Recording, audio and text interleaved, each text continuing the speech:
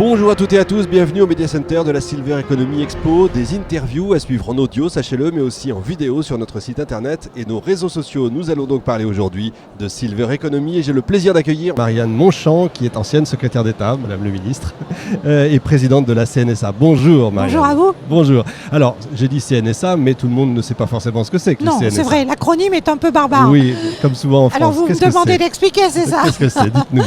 En fait, la Caisse nationale de solidarité pour l'autonomie est une institution assez récente dans le champ de la protection sociale. D'accord. Elle est venue dans le paysage se mettre à côté de la Caisse nationale d'assurance maladie, de la Caisse nationale d'assurance vieillesse, de la Caisse nationale d'assurance familiale.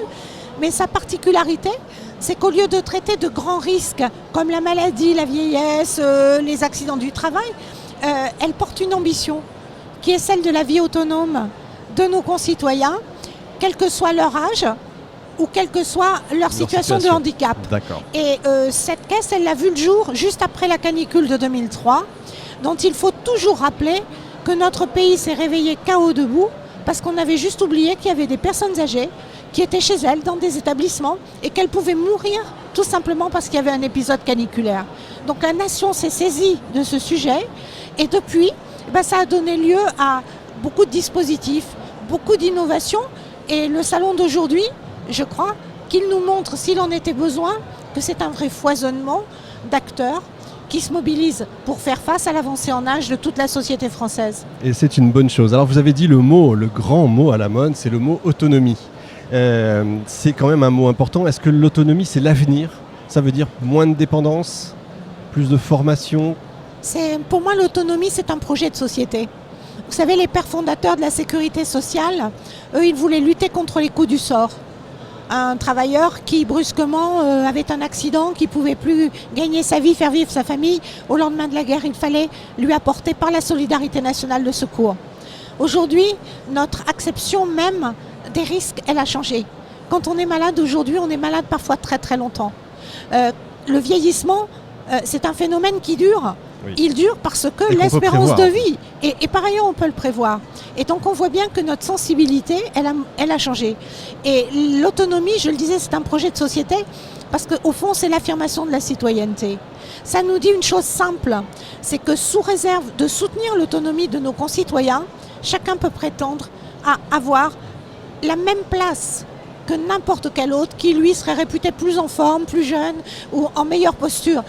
Cette injustice, vous voyez, qui est liée à l'âge ou au handicap, elle est aujourd'hui extrêmement choquante. Et donc, c'est tout le propos d'une politique pour l'autonomie. C'est un peu « venez comme vous êtes », faire société.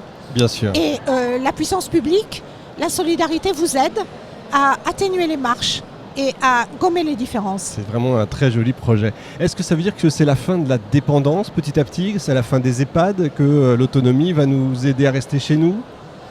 Les Français veulent vieillir chez eux. Ouais. Il n'y a pas une étude qui ne nous dise le contraire. Vieillir chez soi, pourquoi? Parce que chez soi, on n'est patron. Chez soi, on décide. Si on a envie de manger plus tôt ou plus tard, on mange plus tôt ou plus tard.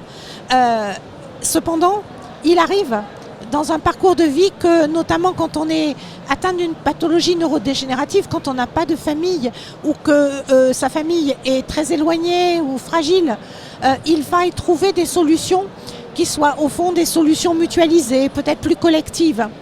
Donc la fin de l'EHPAD, je ne peux pas dire ça. En revanche, la fin de l'EHPAD d'aujourd'hui, ça j'en suis sûre. Oui, c'est ça. Et donc le projet de société sous-tendu par ce principe d'autonomie, c'est que l'EHPAD demain soit un vrai domicile auquel viennent s'associer des acteurs de la société tout entière, dans lequel on exprime ses droits et ses devoirs, dans lequel on fasse des choix.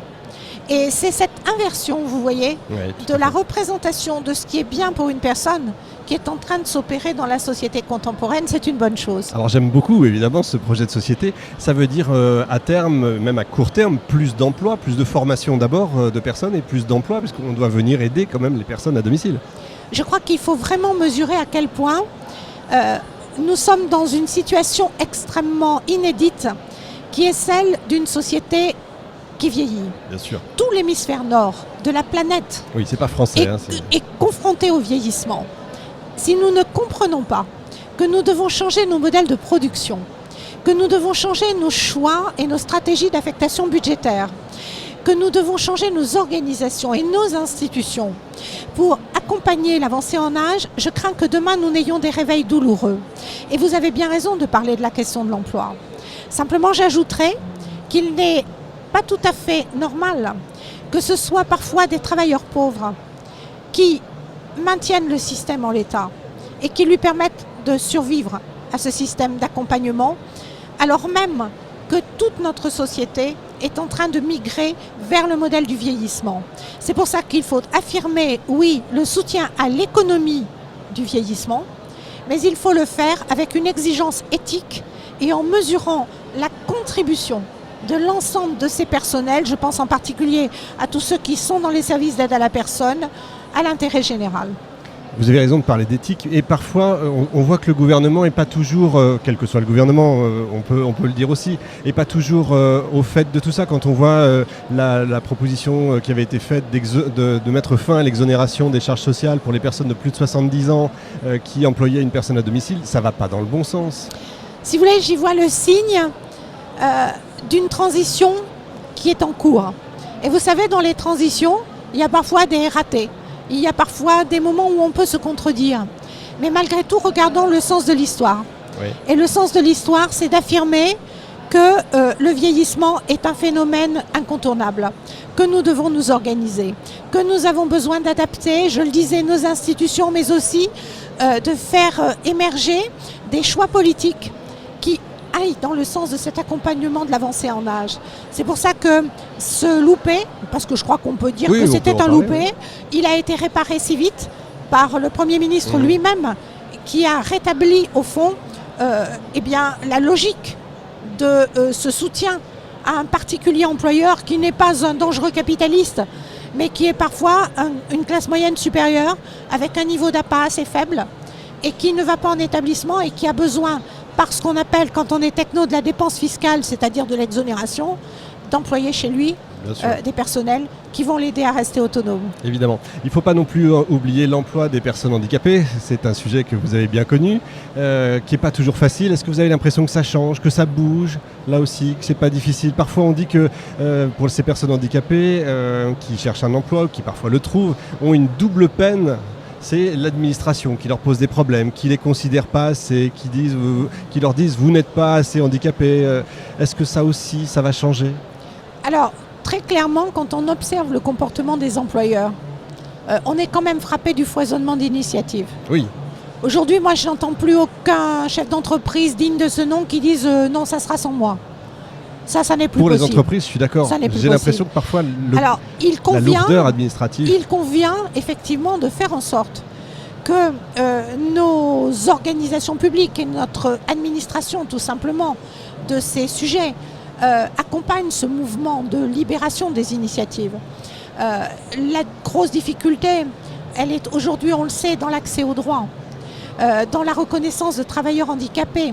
Quand avec la Caisse nationale de solidarité pour l'autonomie aux côtés du gouvernement et selon le souhait de la ministre Sophie Cluzel, nous transformons le système d'information des maisons départementales des personnes handicapées.